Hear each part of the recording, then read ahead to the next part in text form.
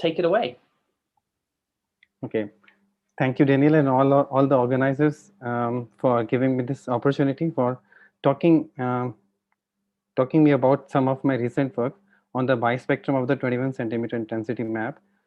So I'm Rahul Kothari, and I'm currently a postdoc at the University of the Western Cape in South Africa. So welcome all in this talk. So this is the brief plan of this presentation. So since to many of you, these things will be a repeat, but then in order to set the background, I'll talk about the fundamentals anyway. So these are some of the fundamentals that I will use in the presentation in order to make my ideas more understandable. So after that, after talking about fundamentals, I'll talk about the H1 intensity bispectrum, and then the lensing contribution to the H1 intensity bispectrum. And then finally, I'll talk about some of my future plans, and I'll summarize this talk. So first, let us get into the fundamentals. So, so let us even ask this question: what actually is cosmology? What actually we do in cosmology? So cosmology, as a branch of physics, studies the universe at its largest length scales, which are of the order of megaparsec or more. So at these length scales, gravity is the predominant force and is governed by general theory of relativity. You have other forces also, but then those forces are very small as compared to the gravitational force. So, and if you talk about the Einstein equation or the equation of general relativity, then you have the quantity called as the Ricci tensor, the Ricci scalar, and the metric tensor.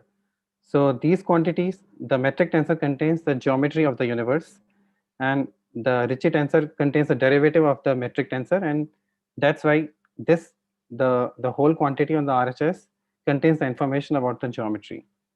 And the quantity on the RHS, this T mu nu, is known as the energy momentum tensor. It contains the information about the distribution of energy and mass. So thus the equation of general relativity tells you how the geometry and the energy and mass distribution are related. But if you think of it mathematically, so if you consider also 3 plus 1 space time, then and the symmetry of the metric tensor, then you will have 10 independent components of the metric tensor, and of course for the Ricci tensor as well. So then you will have 10 coupled partial second order non-linear differential equations, which are very hard to solve. So in such a case, cosmological principle really saves the day. So according to the cosmological principle, universe is statistically isotropic and homogeneous at these kind of length scales, like megaparsec or even more length scales. Universe is assumed to be statistically isotropic and homogeneous, and this really simplifies the life a lot. And it will also have consequences on the quantities of interest like power spectrum and bispectrum, which I'm going to define in the forthcoming slides. So since this talk is about the bispectrum of the H1 intensity, so let me talk in brief about the H1 intensity as well. So cosmology, again, as an empirical science, uses CMB, or the cosmic microwave background, and the LSS surveys. CMB, the CMB photons come from a fixed redshift of about 1100 after the photons decouple from the cosmic plasma. And thus, because it is coming from a fixed redshift, that's why it's basically a 2D data. But then if you think of LSS, it is 3D, because galaxies are distributed in the redshift dimension as well, and hence it contains some more information. But the problem is, if you go to very high redshift, then it becomes really very hard to resolve individual galaxies, which are really very important for these kind of surveys. So in such cases, instead of looking for individual galaxy or resolving an individual galaxy, what you look is the integrated intensity along a specific direction. So H1 intensity is one such possibility. And you can think of H1 intensity as CMB, but now at different redshifts. This one, this one, this one, and this one. So, and what is the meaning of 21 centimeter? Well, let us first consider, okay, so let me in brief talk about what is the meaning of this H1. This is not HI, this is H1. So it is a spectroscopic notation. So if you had put H2, I mean H1, this one and this one, so it would mean that the hydrogen atom is ionized. So if you are using H1, then it means you are considering neutral hydrogen.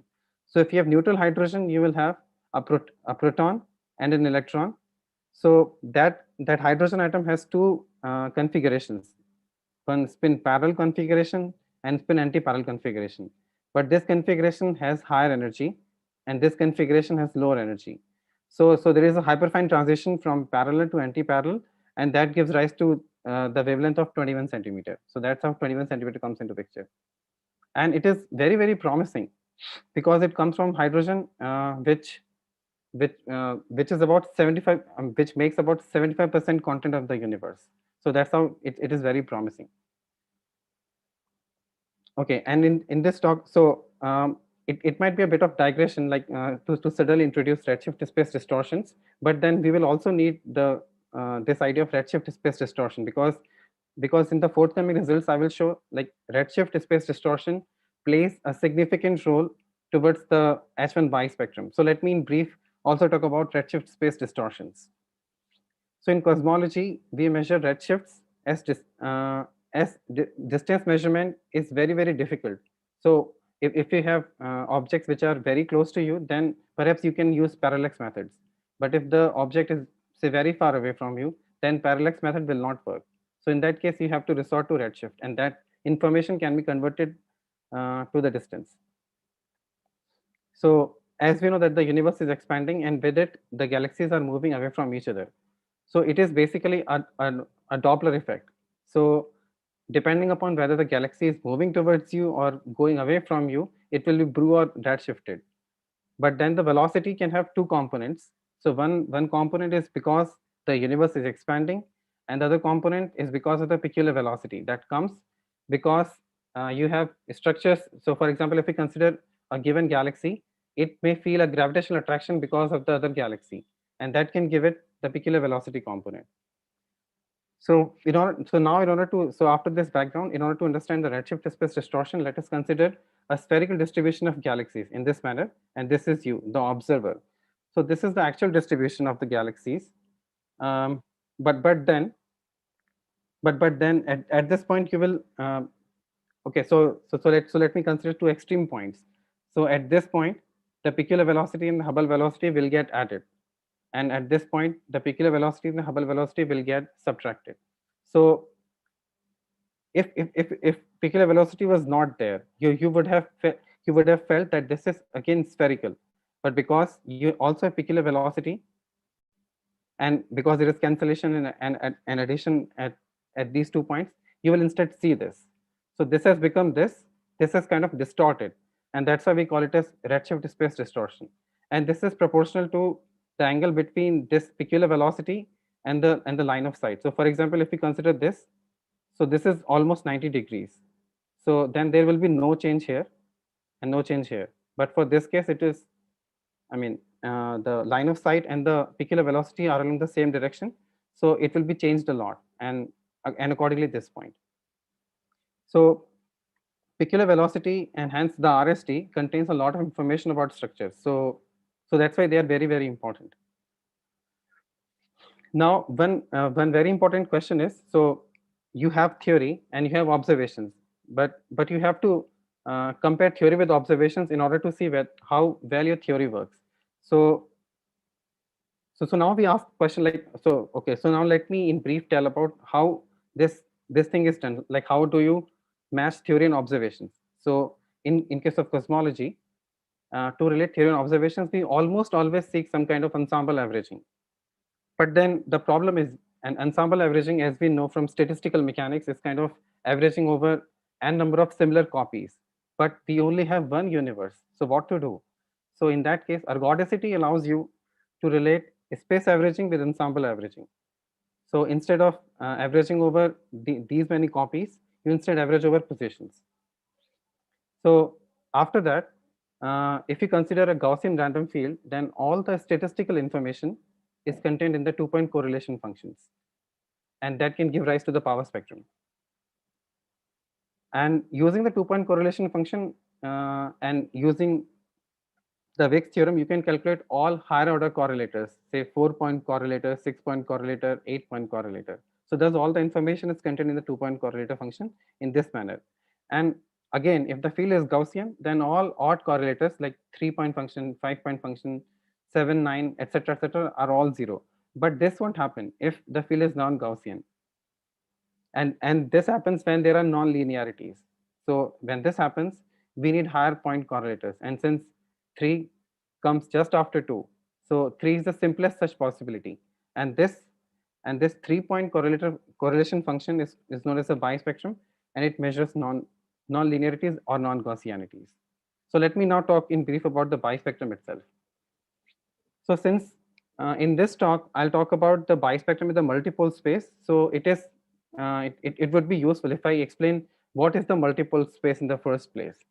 So so here x zn is some kind of field on the surface of the sphere. This x zn can be any field. It can be semi temperature or any such field, or for that matter h1 intensity at a given z and along direction n hat. So then you do a similar kind of Fourier decomposition. So in case of 3D space, you do a Fourier decomposition. But since this field is on the surface of the sphere, you use some different basis. So in that case, if you recall, the basis is exponential ikx, ik dot x. And in this case, this is the spherical harmonics. The basis is spherical harmonics, which, as we know, that are the solutions to the angular part of the Laplace equation. So yes, so then you take the field and then you do the spherical harmonic decomposition in this way. So these are the spherical harmonic coefficients, and these contains a lot of important information for us. And then you club 3 together. So for example, here I've taken 3 copies of x at different z and different n, and then this is how the bispectrum is defined. So this is the bispectrum in the in the redshift space, and this is in the multipole space. So yeah, so for each of these x's, you do a spherical harmonic decomposition, and this is how you get this equation. But again, if you look at this quantity in the red box, it is dependent upon 9 variables. So this is very hard to handle. So again, cosmological principle gives us a way out. So it allows us to have a more manageable quantity that we call as a reduced bispectrum after getting rid of these m's. So we after summing properly over m's, we can just get rid of m's, and then we can define a quantity called as reduced bispectrum. And these matrices, these three cross 2 matrices, are called the Wigner symbols. So and these are related to the Clebsch-Gordan coefficients, which appear in quantum mechanics when you add angular momentum. So and also for the purpose of this talk, we need the angle averaged bispectrum. This is the quantity that we will need, as we will see in the forthcoming slides.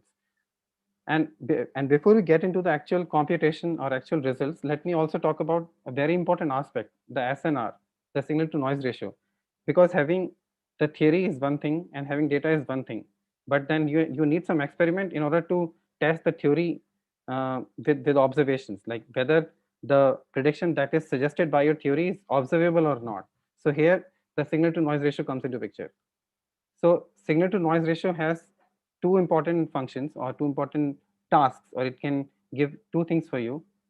So first thing is whether an existing instrument can detect a given signal or not. And if, let us say, you have something to test, what specifications should your future experiment should have in order that that signal you're interested in can be tested. So thus from this it can be seen that SNR depends upon the specification of an experiment. So for the purpose of this talk, again, I'll be interested in discuss or interested in square kilometer array, which is going to become the world's largest radio telescope array, and also the HIRAX experiment, the hydrogen intensity in real time analysis experiment. So these are some of the specification of these experiments.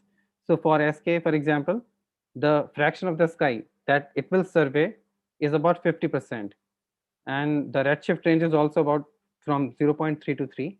And for HIRAX, this redshift range is small, but then it has more number of dishes. But as we will see that for the bispectrum that we are interested in, SK performs really well.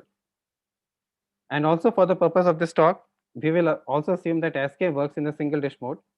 So what is single dish mode? Single dish mode is useful when you consider large angular scales or small multipole values or small L values. And we have checked that SK doesn't really work well in this other mode, or the interferometric mode, which is useful for small angular scales or for larger values of L. So yes, for this talk, SK works in the single dish mode and HIRAX in the interferometric mode. So let me now talk about some of the results of the H1 intensity bispectrum. So before getting into the result, let me also discuss a very important thing. So whenever signal from an object reaches us, it has to cross through different structure, and the structure, because of the gravitational force, can lens it. So this is how it happens. So if you consider that this is you, the observer, and this is your z-axis, and this is where from the this is the point where the radiation is coming from, and let us say this makes an angle of n hat. So because of the presence of structure here, it it appears that it is actually coming from this direction. So this is what is called as lensing. So yes, then the lensed H1 temperature contrast to the second order can be written in this way. And why only second order? Because we are interested in calculation of bispectrum, and for the bispectrum calculation, second order is enough. So if you do the perturbative expansion, you will get something like this. And the first order contains the contribution from first order RST, that is related to the peculiar velocity, and the density perturbation term. And at first order, it is not affected by lensing. As you can see that there is no first order lensing term here. And at the second order, it has second order density perturbation, second order RSD, and some mixed effect, like first order RSD with first order density and so on. So those are all second order effects. And then this is the lensing contribution, and these things, like the means have been subtracted. So in order to ensure that the mean of this quantity is equal to 0. So, and the lensing contribution is given by this. Here phi is the usual, the lensing potential, and delta 1 is the first order H1 temperature contrast. So this is how you get the lensing contribution. So then if you do some algebra, like so again, so this is how we define the bispectrum, or the 3-point correlation function. You take 3 copies of this quantity together, and then take the ensemble average, and then you can show that this can be divided into 2 parts. So this part doesn't contain any lensing contribution, and this part contains a lensing contribution. So this is what you get. So now are there any questions at this point, or can I proceed further? Okay, I can proceed further. So okay, so then the 3-point correlation function can be written in this way. Am I audible, or is the connection lost? we can hear. Okay, thank you. Okay, so then the lens 3-point correlation function in the redshift space, as I've defined before, can be written this way. So this doesn't contain any lensing contribution, and this is the lensing contribution. And in the forthcoming slides, we will see like how these expressions look like. So let me first now talk. Oh yes, I've already talked about this. So now first the H1 bispectrum. So at the tree level, so if you consider only the H1 bispectrum without any lensing contribution, then if you assume primordial non-Gaussianities, then delta 1 1, delta 2 1, delta 3 1 is equal to 0, or the 3-point correlation function of the first order H1 temperature contrast will be equal to 0. But then it won't be 0 when you consider this. I mean, two are at first order, and the one, and this thing is at second order. And 2 permutations mean that you have to put it here. In one case, this comes here, and in one case it goes here and it comes here. So this means 2 more permutations you have to take. This will naturally come after I do some algebra of the previous expression. So then it is there in our paper. So then this part will have 6 contributions. So this is the reduced bispectrum as I've defined before. This will have 6 contributions to it. So say so this comes from the second order. Oh, I mean, it should have been second order density perturbation.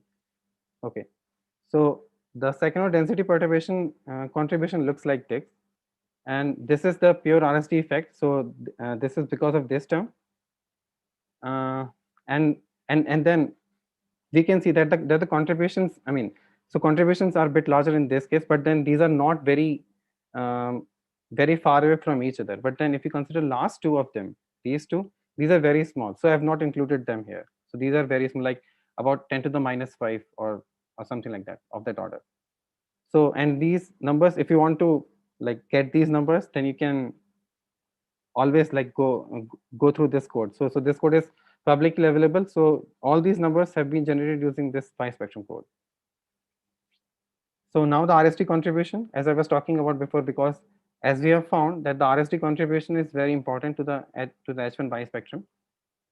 So this panel shows the fractional contribution. So here delta B is the bispectrum with RSD. So with RSD means the linear RSD as well as the second order RSD, and this has no RSD contribution.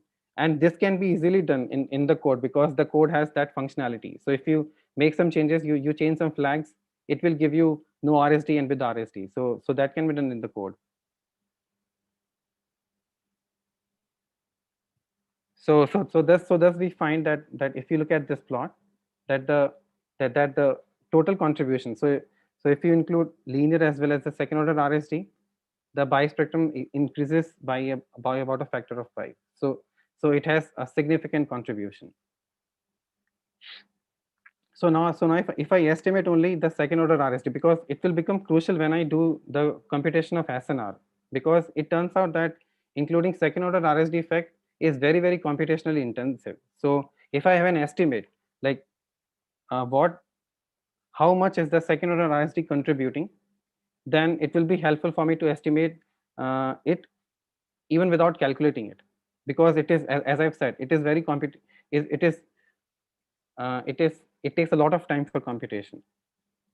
So from this plot, it can be seen that the second order RSD, I mean the effect of second order RSD can be obtained after multiplying by 4. So because the SNR, as we will calculate in the, I mean, as I will show the calculations of in the forthcoming slides, SNR should take, of course, take contribution from the linear RSD as well as the second order RSD. And since the second order RSD is very difficult to calculate, so you can estimate the effect of second order RSD by multiplying everything by 4, as will be shown. Now the detectability. So so I've said about this SNR. So as is very intuitive.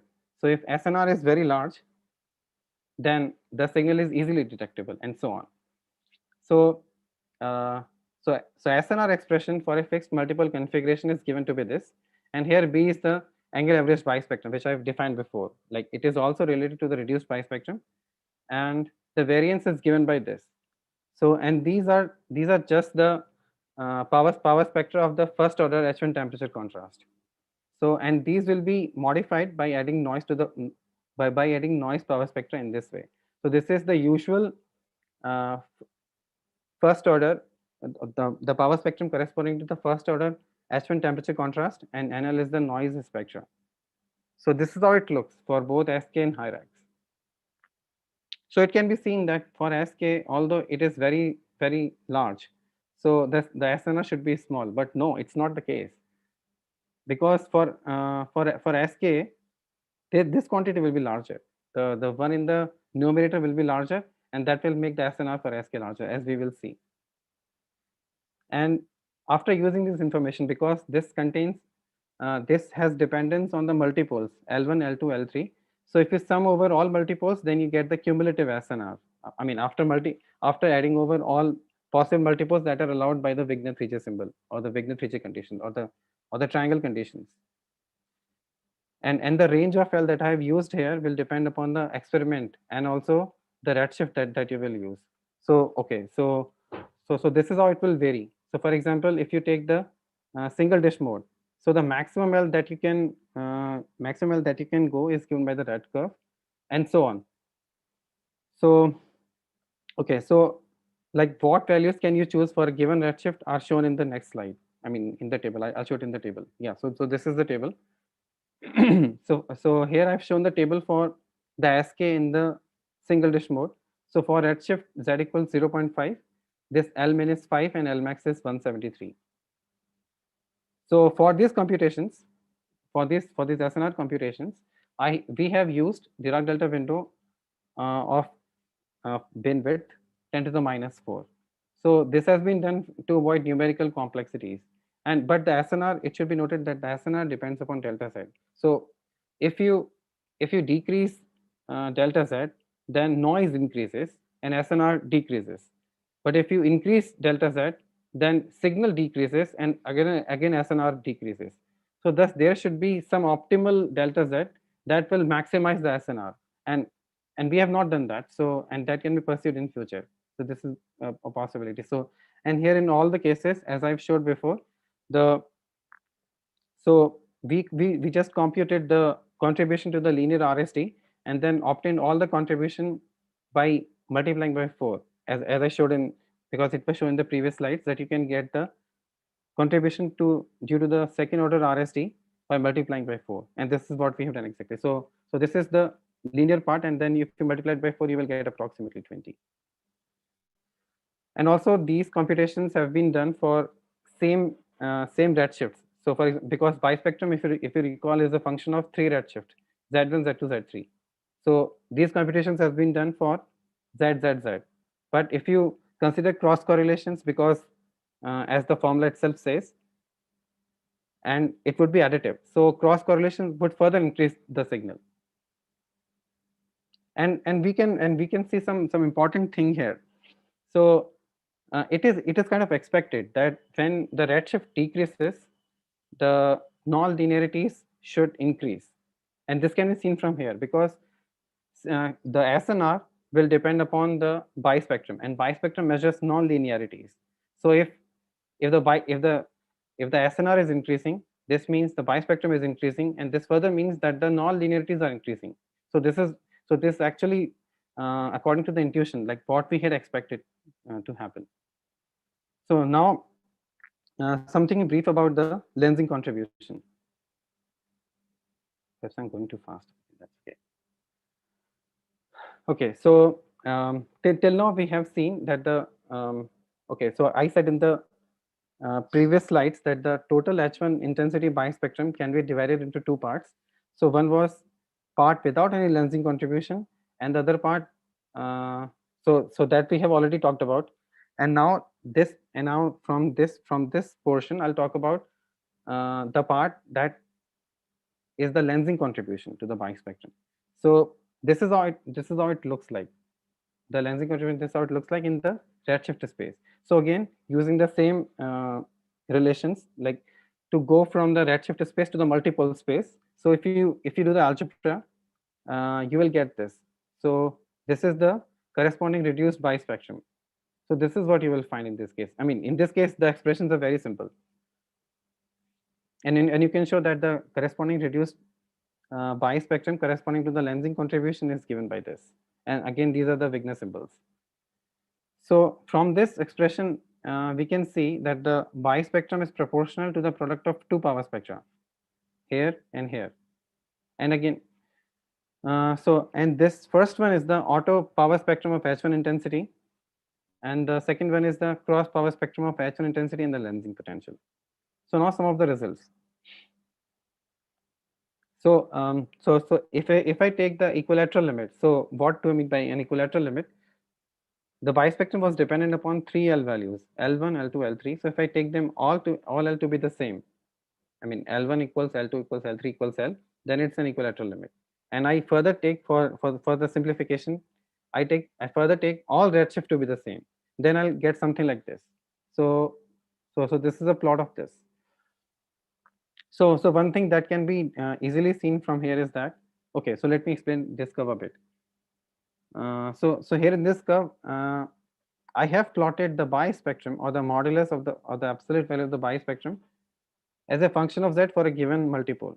But one thing that can be observed here is that for a specific multipole, for example, let us say this is L equal to 4.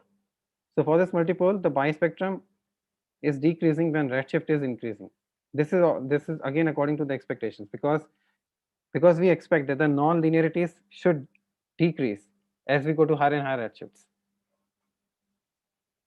And we've also found that the lensing contribution tends to peak when the equal redshift fluctuation are lensed by lower redshift fluctuation. What do you mean by that? Let me explain. So for example, in this case, so compare this and this together. So here I have taken when equal redshift fluctuation. So here I've taken Z1 equals 1, Z2 equals 1. Let me have some water.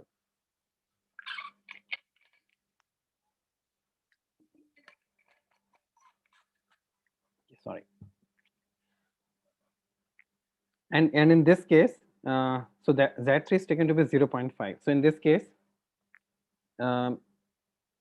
these fluctuations are lensed by a lower redshift fluctuation at 0.5, and thus I'm getting it to be 10 to the minus 7, and this is 10 to the about 10 to the minus 8. So in this case, the bispectrum is larger, and similar is happening to in this case. So for this case, I've taken Z1, Z2 to be 3, and Z3 is 0.5, and this is larger than this case, because in this case the third redshift is taken to be 0.5. So let us say in this case it's about say 4 or 5 into 10 to the minus 8, and in this case it is smaller than 10 to the minus 8. And we have also studied the effect of binning. So, and we have found that the okay, and again this study has been done for the equilateral case with all three redshifts is the same. So we have found that the lensing contribution to the bispectrum is actually decreasing when you increase the bin width.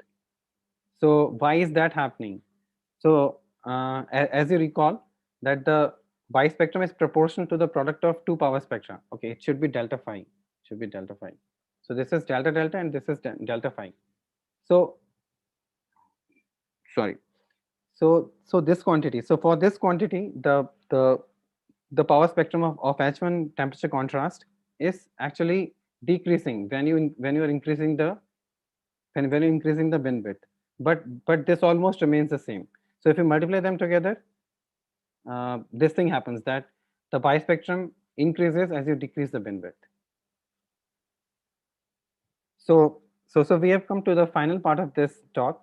So in this talk, I'll kind of summarize whatever I have talked today, and then I'll also talk about some of the future plans that I have related to this project, or these projects rather.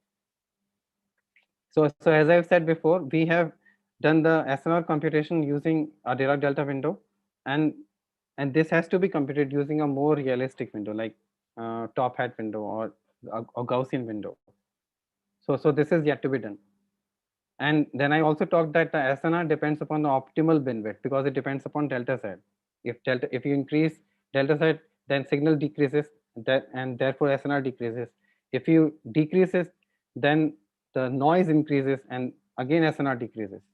So then you need to find out an optimal bin width which maximizes the SNR. And also the cross correlations.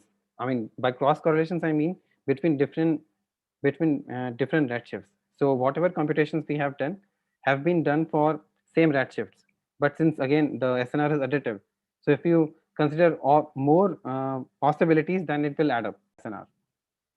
And this thing is in progress. Like currently we are studying the cross bispectrum of CMB lensing with H1 intensity, and why and what is the motivation.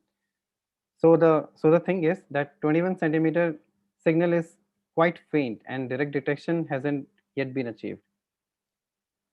And it turns out that the foreground emission from our galaxy contaminates the 21 centimeter signal, and therefore a very serious issue. So in such case, we can cross correlate 21 centimeter signal with some other cosmological probe. In this case, it is CMB lensing. Here kappa denotes the CMB lensing in order to avoid the foreground contamination. So let me end this talk by a brief summary, whatever we have talked about today. So we started with the very word cosmology itself, that it deals the universe or studies the universe at larger scales, where general relativity considers gravity, because gravity is the predominant force at such large length scales, and cosmological principle really simplifies our life.